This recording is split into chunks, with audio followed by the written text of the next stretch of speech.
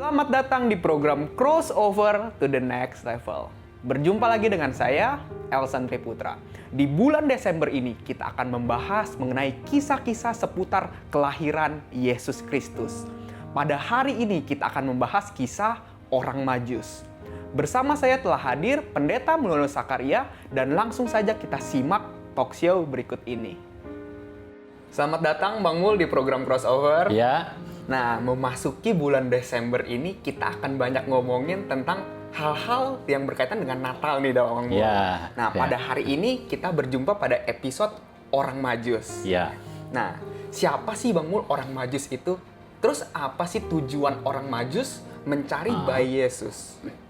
Iya, kisah orang Majus ini ada di Injil Matius pasal yang kedua, ya. Ya. Nah, di situ diberitahu tentang orang Majus.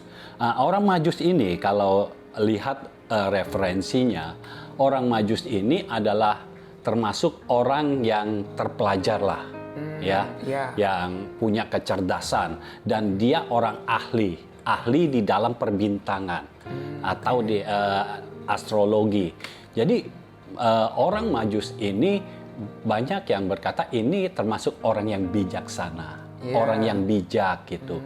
Dan ada yang penafsiran lain lagi, ini adalah raja-raja sebenarnya. Dia raja di timur. Nah pada saat itu karena seperti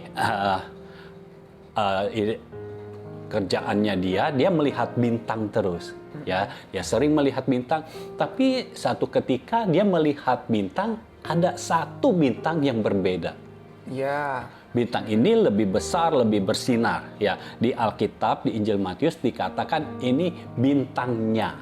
Nya itu pakai huruf besar. Ya. Kalau dikatakan bintangnya, artinya ada intervensi ilahi, ada intervensi dari Tuhan yang menaruh seperti begitu, menaruh bintang di situ supaya orang Majus ini bisa melihat ini bintang yang berbeda.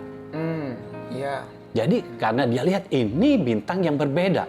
Nah ini orang yang bijak, ingat ini orang yang bijak. Dia langsung bisa menangkap dengan bintang yang berbeda ini lebih bersinar, lebih besar. Dia tahu akan ada seorang raja yang besar. Ya. Lebih dari mereka. Yes. Yang akan lahir ke dunia ini, yang akan dilahirkan ke dunia ini. Itu sebabnya dia mau mencari.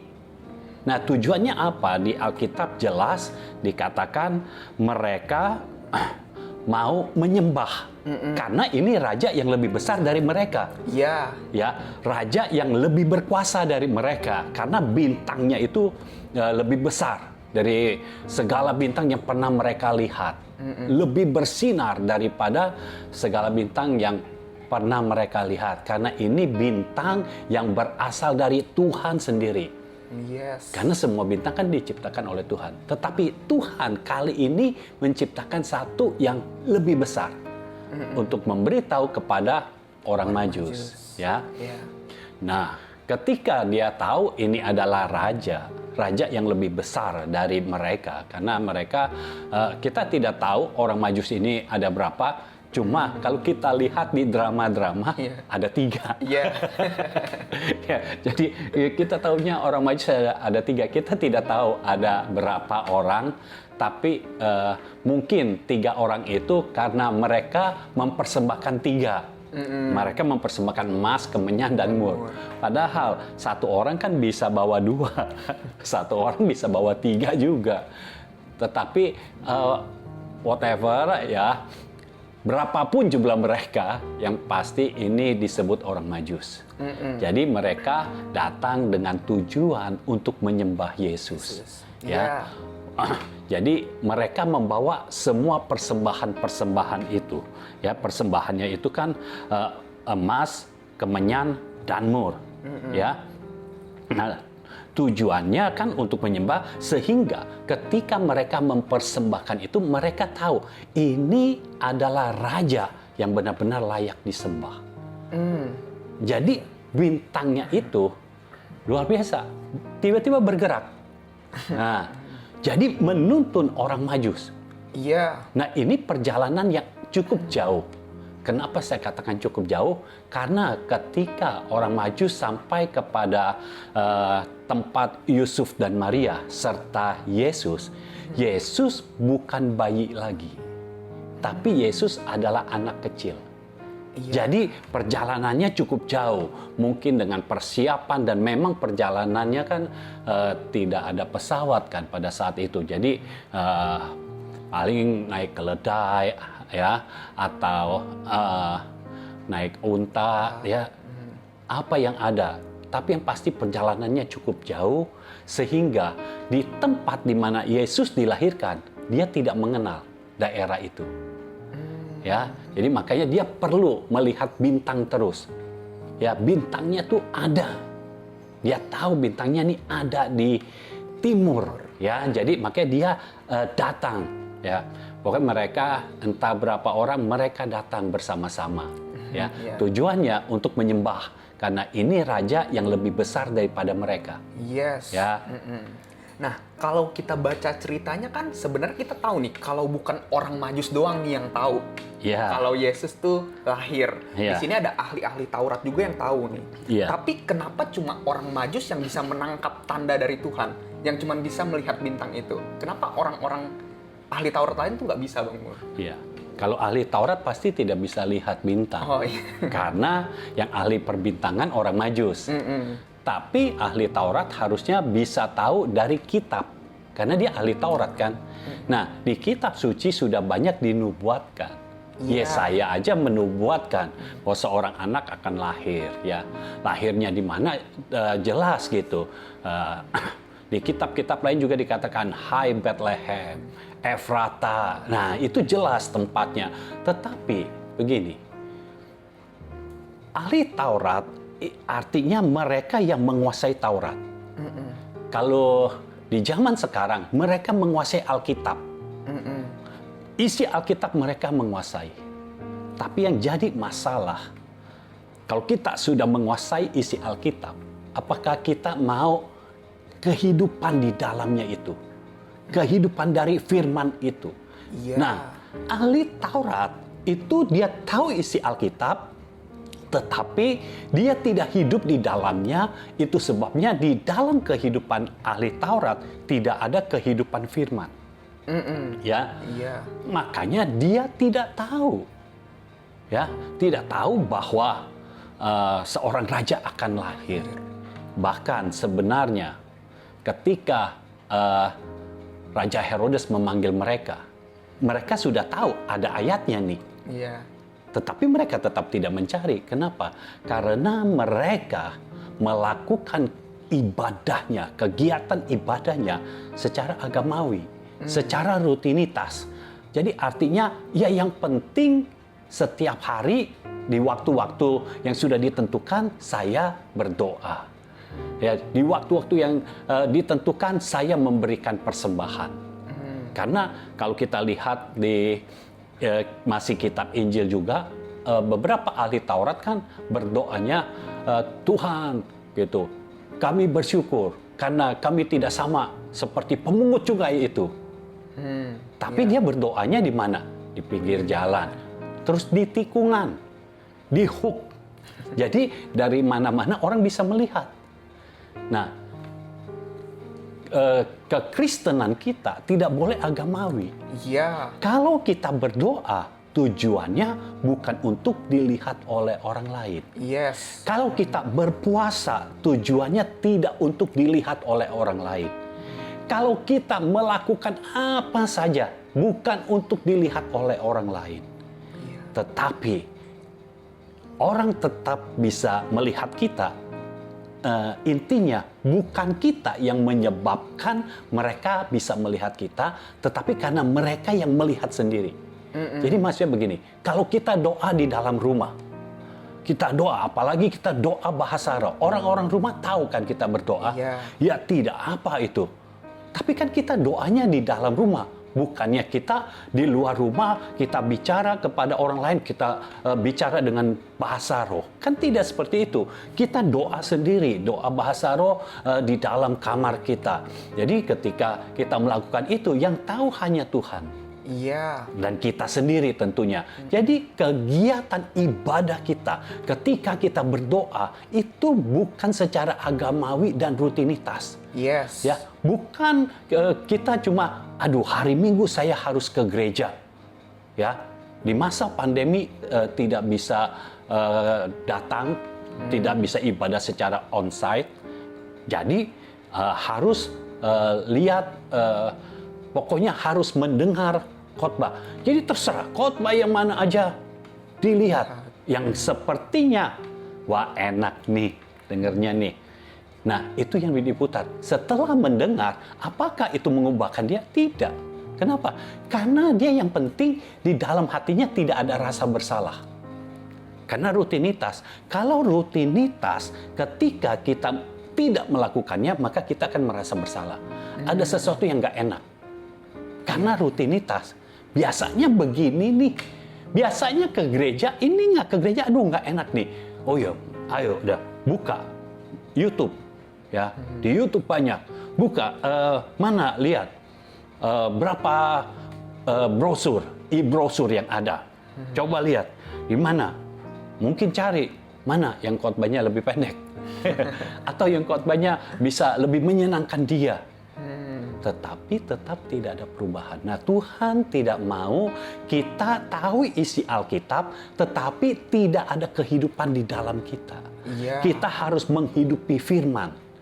Jadi, kalau kita menghidupi firman, dari dalam kita, firman Tuhan katakan, itu akan ada aliran-aliran air hidup. Iya. Dan ini yang akan terpancar keluar. Yes. Jadi memberkati orang lain, berdampak bagi orang lain, sehingga orang-orang bisa merasakan kalau kita berpegang kepada firman itu cukup.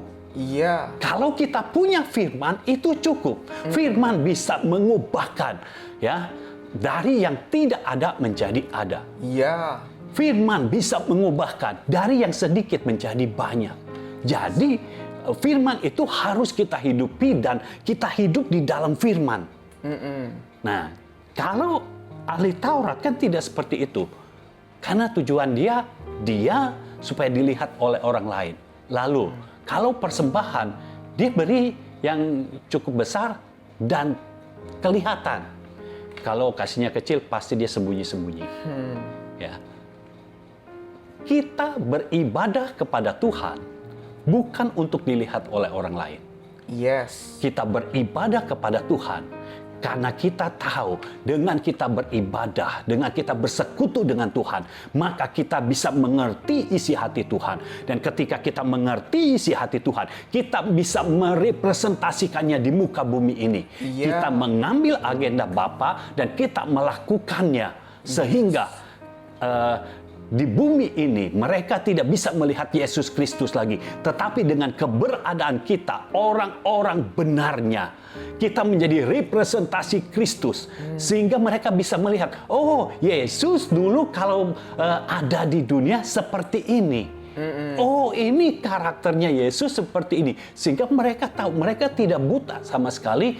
Yesus itu seperti apa? Tetapi ada contohnya, ada representasinya. Jadi kita bisa mengerti bahwa kekristenan bukan sekedar kegiatan agamawi. Iya. Kekristenan adalah kehidupan. Yes. Ya, makanya yang dihembuskan oleh Tuhan kepada Adam itu adalah kehidupannya sendiri.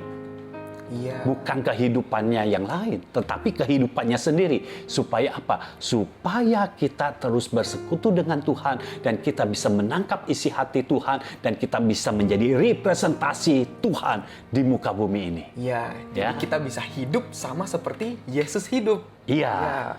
Ya. Oke, Bang Mul. Nah, habis itu kan orang Majus itu kan dalam perjalanannya dia kan harus ketemu sama Herodes nih. Iya. Jadi kenapa sih sebenarnya orang Majus itu harus ketemu Herodes? Kan kalau kita baca lagi, ujungnya itu kan karena orang Majus juga, jadinya Herodes membunuh anak-anak di Bethlehem situ. Nah, jadi kenapa sih sebenarnya alasannya? Ingat, orang Majus ini bukan peneliti kitab suci. Dia bukan ahli kitab. Dia ahli bintang. Ahli bintang, ya. Ya. Karena dia ahli bintang, dia tahu pengertiannya dari bintang yang dia lihat, ini adalah raja yang besar.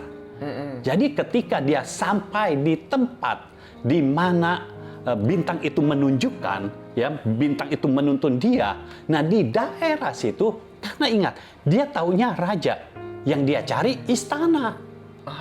Iya. Jadi dia cari istana. Nah, di situ yang punya istana siapa? Herodes. Makanya dia datang ke situ. Makanya mungkin kalau dibuat drama, seharusnya orang Majus ketika berjumpa dengan Herodes kaget. Kok Herodes nggak tahu? Karena itu udah daerahnya. Kok nggak tahu? Padahal ini yang lahir ini bukan sekedar bayi biasa nih. Ini adalah bayi yang akan menjadi raja. Ini raja yang besar loh. Orang Majus saja, orang Majus itu kan menggambarkan orang yang cerdas, orang yang pintar, ya, ahli kan. Lalu juga orang yang kaya. Karena dia bisa mempersembahkan emas, kemenyan, dan mur. Ya. Jadi kalau dilihat seperti ini bukan orang yang biasa-biasa ini. Ini orang yang berada. Iya. Makanya mereka bisa carinya ke istana. Mereka tahu ini raja, mereka berani masuk istana. Karena mereka sendiri raja sebenarnya. Jadi mereka mencari, otomatis yang dicari Herodes. Ya bukan Herodesnya yang dicari, dia cari istana. Iya. Cuma di istana ada Herodes. Iya. Ya. Lalu, kenapa dari situ sepertinya kok Tuhan mengizinkan orang Majus ke istana Herodes? Ingat, semua yang ada di dalam kehidupan Yesus adalah penggenapan janji. Nah, kita harus tahu, seharusnya di dalam hidup kita pun adalah penggenapan janji. Iya. Ya, jadi perhatikan kenapa. Jadi ini Herodes karena tahu ada raja, dia merasa ada saingan dong. Responnya beda dengan orang Majus. Orang Majus melihat ini bukan saingan, ini raja yang lebih besar dari mereka. Jadi ini orang Majus, orang yang rendah hati, ya. Beda dengan Herodes, sudah biasa arogan. Jadi begitu mendengar ada raja yang mau lahir, dia tidak mau. Tidak mau ada raja lain selain dirinya. Itu sebabnya dia bertanyakan kepada orang Majus. Dia tanya-tanya, pokoknya diinterview sedemikian rupa. Jadi dia mengambil keputusan berdasarkan dari pertama kali orang Majus lihat bintang itu, bintang yang dari Tuhan itu, sampai dia ke tempat Herodes itu kira-kira 2 tahun. Lama ya Bang? Iya, lama.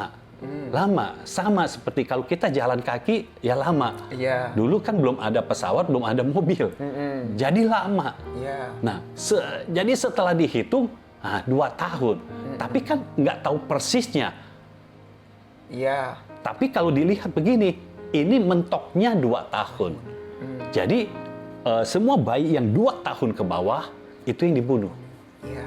Semua bayi laki-laki, karena raja kan.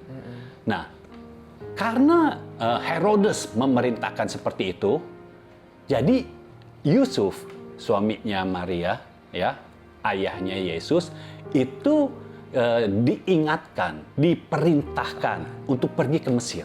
Iya. Ya. Nah, kan ketika Yusuf mesti pergi ke Mesir, nah di situ ada penggenapan dari firman. Karena ada firman yang berkata, dari Mesir kupanggil anakku. Jadi hidup Yesus itu penggenapan firman. Dan semua yang terjadi harus menjadi penggenapan firman untuk hidup Yesus. Makanya kenapa kita sebagai pengikutnya, ya, kita sebagai orang-orang yang menjadi representasi Kristus, seharusnya hidup kita pun adalah penggenapan firman. Jadi firman yang kita terima seharusnya terjadi di dalam hidup kita. Jadi kalau orang-orang bertanya, firman yang seperti ini, kalau realisasinya seperti apa? Mereka melihat kita dan mereka tahu, oh realisasinya seperti ini. Iya. Kalau mereka mau tahu, nah waktu janda itu menuang minyak yang di zaman Nabi Elisa menuang minyak. Minyak itu tidak habis-habis.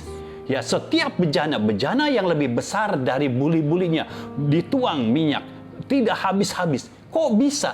Nah, ini secara realisasinya seperti apa sekarang? Iya. Nah, kita harus menjadi contoh.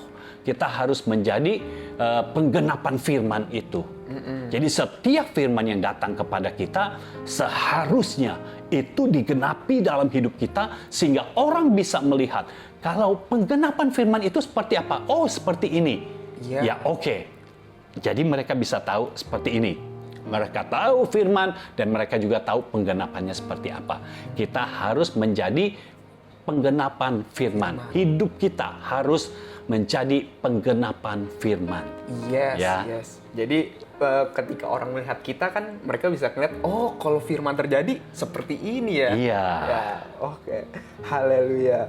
Nah, habis itu kan dalam perjalanannya pas udah ketemu orang Majus ini, pas ketemu Yesus, ada 3 yang dipersembahkan.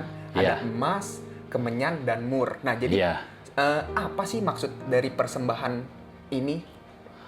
Iya. Ketika mereka berjumpa dengan Yesus, ingat mereka bukan berjumpanya itu di kandang. Iya. Karena dikatakan orang Majus ini masuk melalui pintu. Artinya ini di dalam rumah, ya. Ada rumah, jadi mereka berjumpa dengan Yesus di situ. Nah, kita tahu Yesus kira-kira usianya 2 tahunan dari peristiwa Herodes mau membunuh bayi atau anak-anak yang usianya 2 tahun ke bawah. Jadi kira-kira Yesus umurnya 2 tahun. Nah, ketika itu orang Majus lalu mempersembahkan ya emas kita tahu lah ya, emas ini adalah logam mulia dan kalau di zaman dulu emas itu yang menandakan ini orang kaya, orang yang benar-benar berada gitu. Ya, dipersembahkan emas. Kenapa dia mempersembahkan emas? Karena dia tahu ini adalah raja yang mulia. Iya. Jadi dipersembahkan emas. Nah, lalu dipersembahkan juga kemenyan. Ini kemenyan bukan yang untuk para dukun itu ya, bukan. Tapi ini kemenyan yang menimbulkan wangi-wangian. Nah, kita tahu imam kalau mempersembahkan kepada Tuhan itu pakai kemenyan. Nah, kemenyan inilah yang menjadi dikatakan dupa yang harum. Ya, yang wangi gitu di hadapan Tuhan. Nah, kenapa dia mempersembahkan kemenyan? Ya, rupanya dia juga bisa merasakan ini bukan sekadar raja, tapi ini juga yang akan menjadi imam. Imam artinya perantara antara kita dengan Tuhan, antara kita dengan Bapa di sorga. Iya. Jadi dia mempersembahkan kemenyan. Lalu dipersembahkan juga mur. Nah, mur di sini bukan pasangannya baut. Iya. Ya, mur di sini adalah minyak mur. Nah, kalau kita tahu pengertian minyak mur ada 2. Yang pertama, kalau kita tahu peristiwa Esther. Ya, Esther waktu ikut perlombaan untuk menjadi istrinya Ahasiweros, itu dia mendapat kasih dari Hegai, orang yang melakukan persiapan perawatan kepada para gadis untuk diperlihatkan kepada Ahasiweros. Ya, dan ketika dia mendapat kasih ini, Esther ini dibedakan dari yang lain. Jadi dia ditempatkan di tempat yang dia ini akan masuk ke tahap berikutnya. Iya. Jadi dia sudah mendapat wild card. Ya. Jadi begitu tahap berikutnya harus ada waktu setahun dibikin para gadis ini menjadi wangi karena akan menghadap raja, ya, menghadap Ahasiweros. Jadi selama setahun dirawat. Nah, 6 bulan itu Esther itu diberikan minyak mur. Minyak mur dibalurkan 6 bulan. Kalau terus-terusan dipakaikan minyak mur, jadi kan badannya wangi. Iya. Jadi begitu menghadap raja, raja menciumnya wangi. Ingat, waktu itu gadis-gadis yang datang dari seluruh pelosok. Jadi bisa dari desa, bisa dari kota, dan baunya nggak tahu seperti apa. Itu sebabnya harus dirawat dulu. Untuk menghadap raja harus wangi, istilahnya begitu. Iya. Ya. Nah, jadi minyak mur itu untuk memberikan wangi-wangian. Tetapi ada juga yang dikatakan bentuknya balsam, ya, balsam mur. Ini dipakai untuk mengapani, memberikan kain kafan kepada jenazah. Nah, itu dipakaikan balsam supaya apa? Supaya mayatnya tidak bau. Supaya mayatnya tetap wangi. Nah, biasanya yang memakai balsam ini adalah orang-orang yang cukup berada. Kalau orang miskin tidak bisa. Iya. Nah, orang Majus memberikan ini kepada Yesus. Ini seperti tanda gitu. Jadi dia memberikan ini. Dan juga dia memberikan kalau minyak mur yang seperti dipakai oleh Esther. Supaya apa? Supaya bayi Yesus ini benar-benar kehidupannya itu menebarkan bau yang harum. Bukan bau busuk. Artinya apa? Firman yang ada di dalam kehidupan Yesus itu akan membuat orang-orang itu menjadi hidup. Yes. Bukan malah menjadi mencium bau busuk, tidak. Tetapi ada wangi-wangian dari hidup Yesus. Ada yang harum dari hidup Yesus. Yang paling harum adalah ketika kita mencium ada firman yang diberikan Tuhan kepada kita. Iya. Kita mencium ada hadirat Tuhan dalam kehidupan kita. Itu yang paling wangi. Yes. Jadi ketika Yesus sedang melayani, ya 3,5 tahun Yesus melayani, itu kehidupannya memancarkan kasih Allah Bapa. Itu sebabnya kehidupannya memancarkan dan mengundang hadirat Bapa juga dimanapun dia berada. Iya. Ya, jadi makna dari emas, kemenyan dan mur kira-kira seperti itu. Ya. Iya.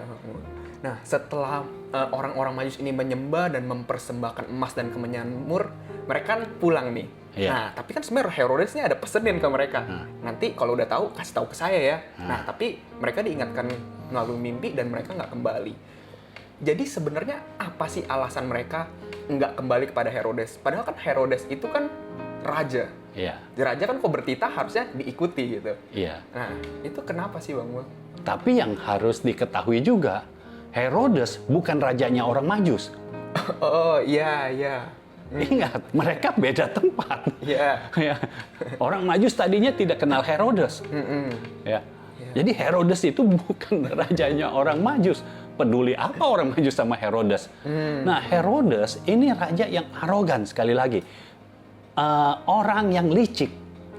Itu sebabnya dia berkata kepada orang Majus, udah dia nggak mau capek, kan seharusnya kalau mau cari sama-sama, begitu kan? Dia minta pengawalnya untuk anterin orang Majus di mana Yesus lahir, gitu. Iya. Tapi dia enggak, dia mau terima bersih. Dia berkata kepada orang Majus, dia pikir orang Majus kan bukan orang sini. Dia kan nggak tahu bagaimana Herodes itu. Jadi dia berkata kepada orang Majus, kalau engkau sudah bertemu, sudah berjumpa dengan anaknya, tolong beritahu aku. Datang ke sini, beritahu aku, supaya aku ke sana untuk menyembah juga. Ya, kalau orang dunia mudah sekali untuk berbohong. Iya. Karena dia bukannya cerdik, tetapi licik. Licik. Dia bisa berkata mau menyembah, padahal mau membunuh. Menyembah dan membunuh dua hal yang bertolak belakang. Iya. Menyembah menjadikan kita abdi, ya, kita mengabdi kepada yang kita sembah. Tetapi membunuh itu menjadikan kita itu orang yang di atasnya, yang lebih kuat, karena hanya orang yang lebih kuat yang bisa membunuh orang yang lebih lemah. Iya. Ya, jadi Herodes merasa dia orang kuat karena dia kan raja. Nah, ingat, semua yang ada di dunia ini itu bisa terlihat di sorga. Iya. Tidak bisa disembunyikan. Kepada orang Majus, Herodes bisa menyembunyikan niat aslinya. Tetapi kepada sorga tidak bisa ditutupi. Iya. Semua terbuka. Sehingga ketika orang Majus sudah sampai, pada akhirnya orang Majus cuma dikasih tahu adanya di kota Bethlehem. Ya, di padang Efrata, Bethlehem, situ. Jadi dia datang ke sana dan akhirnya Tuhan sendiri yang menunjukkan. Iya. Karena ketika dia keluar dari situ, pas dia lihat ke langit, bintangnya muncul lagi dan berhenti di tempat di mana Yesus berada. Jadi dia dituntun oleh bintang dari Tuhan. Artinya Tuhan sendiri yang menuntun. Ya, jadi dia sampai ke situ, dia mempersembahkan emas, kemenyan dan mur. Lalu setelah itu dia istirahat dulu dong. Udah berapa lama kan perjalanan, dia istirahat. Lalu dalam mimpi, malaikat beritahu, jangan ke tempat Herodes lagi. Ambil jalan lain. Nah, peristiwa orang Majus berjumpa, diberitahu di dalam mimpi, kenapa dia bisa taat? Karena dia sudah melihat hal-hal yang ilahi. Iya. Pertama soal bintang. Dia tahu kalau bukan raja yang besar, tidak mungkin bintang ini akan tampak. Ya, semua bintang akan sama saja, berbeda-beda tetapi sama saja. Tetapi ini bintang yang berbeda. Lalu ketika dia sampai di daerahnya, bintang itu sepertinya jalan. Lalu ketika tiba di rumah di mana Yesus berada, berhenti. Artinya bintang ini seperti ada yang mengatur, ada yang menyetir. Iya. Jadi orang Majus bisa melihat itu, ini ada campur tangan dari Tuhan. Jadi ketika diberitahu dalam mimpi, orang Majus ini taat. Karena yang memberitahu adalah raja yang lebih besar dari mereka. Jadi mereka ambil jalan lain, mereka tidak berjumpa dengan Herodes. Herodes tungguin aja. Nggak datang-datang. Karena nggak datang-datang, akhirnya Herodes memutuskan untuk membunuh semua anak kecil yang usianya 2 tahun ke bawah. Ya, jadi itu peristiwanya seperti itu, dan orang Majus akhirnya kembali ke tempatnya tanpa dia berpamitan kepada Herodes. Dan Herodes menunggu berapa lama tidak berjumpa lagi dengan orang Majus. Iya. Saya rasa sampai sekarang Herodes tidak berjumpa dengan orang Majus. Ya. Iya. Ya. Oke Bang Mul. Pertanyaan tadi menutup episode hari ini. Ya. Terima kasih Bang Mul atas kehadirannya. Kita berjumpa lagi pada episode berikutnya yang pastinya lebih menarik lagi. Ya. Tuhan Yesus Ya. memberkati. Tuhan memberkati. Demikian episode hari ini. Biar melalui apa yang disampaikan hari ini, kita dapat semakin menyadari bahwa kemuliaan Tuhan pasti nyata di tengah-tengah kita. Dan hidup kita adalah merupakan penggenapan janji dari setiap firman yang telah Tuhan berikan kepada kita. Saudara dapat memberikan kesaksian, respon, ataupun pertanyaan dengan menuliskannya langsung di kolom komentar di bawah ini. Atau saudara juga dapat mengirimkannya langsung ke hotline chat kami dengan nomor 0821 1367 6675. Saudara juga dapat berlangganan Crossover Day, pesan firman yang akan disampaikan setiap hari Senin sampai Jumat. Untuk pendaftarannya, saudara dapat langsung mengirimkannya ke hotline chat kami. Program Crossover akan tayang setiap hari Rabu jam 7 malam. Saudara dapat klik like dan subscribe channel YouTube Nono Sakaria. Dan jangan lupa juga nyalakan loncengnya. Saudara juga dapat memfollow Instagram JGF Indonesia. Saya Elson Putra, kita berjumpa lagi pada episode yang berikutnya.